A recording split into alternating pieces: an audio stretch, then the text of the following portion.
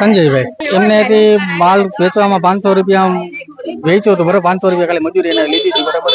તે પછી એની તારીખો પડતી હતી બરાબર, તારીખોમાં જતા હતા હોતા એ લોકો બરાબર. 2-3 વખત નતા ગયા તો પછી સાહેબનો ફોન આવ્યો કે તમે કોર્ટે રજૂ થાવ અહીંયા બરાબર. તો 200 રૂપિયા ભાડું લઈને અહીંયા ગયા બરાબર. અહીંયા ગયા તો મારા સાસુમાની બધા ગયા બરાબર. તો એ લોકો અહીંયા એમ કીધું કે એ લોકો 26 તારીખ સિવાય છૂટશે નહીં બરોબર.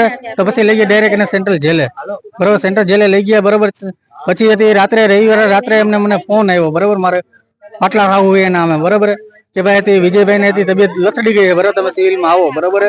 તેને એમરજન્સીમાં રાખ્યા. પછી અમે અહીંયા ગયા બરોબર. તો અહીંયા કોઈ જાતનું વિજયભાઈ નામનું કોઈ દર્દી દાખલ હતું નહીં.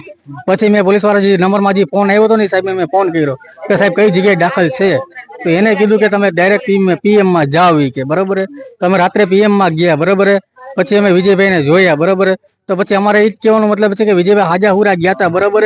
તો પછી આ રીતનું થયું કેમ, એને શું થયું, એને મારવામાં આવ્યો કે કોઈ જાતનું અને શું થયું એને અમારે ખાલી એટલું જાણવું છે અમારે બરોબર. અમારે ટૂંકમાં ન્યાય જોઈએ એમ. નહીં કોઈ જાતની બીમારી નહીં, જાણ બીજા દીએ કરી એમને પાછી એમ જાણ કોઈ જાતની ના, કોઈ જાતનું કારણ નથી આપ્યું અમને. ખાલી એટલું કહેવામાં આવ્યું કે ભાઈ કે હારી રીતે આવી ગયો કોઈ જાતનું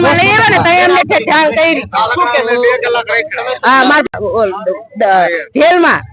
અને અહીંયા કાલે ખબર પડી અમને સાંજે ઠેઠ પોસ્ટમોર્ટમ કરી પછી તમને ખબર પડી એમ કે 2 કલાક તમે રિક્ષા લઈને રેખડાએ સિવિલમાં કે દાખલ હે એમ કરે.